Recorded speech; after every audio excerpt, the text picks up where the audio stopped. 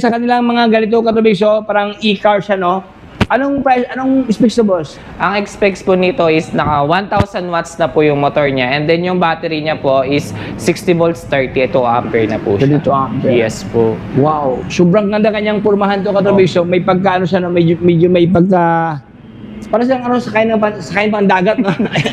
Speedboat katrabisyo, no? Unique siya, oh. Pero ganda to kasi wala siyang cover. Para siyang open, hyper Open po. Hyper open. Yes po, Ayan, open po siya. Ang kanyang pangalan, no, hyper. Siyempre, naka-open siya, hyper open. So, Yes. palamang may close dito, boss. Yes po, Ito meron yung close. po. Ito Ito po yung close. Ito yung close kasi wala siyang full pairing service, no? Para talaga siyang kotse dito.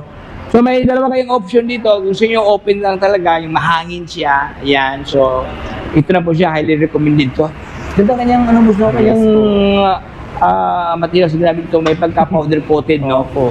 Hindi siya madaling matay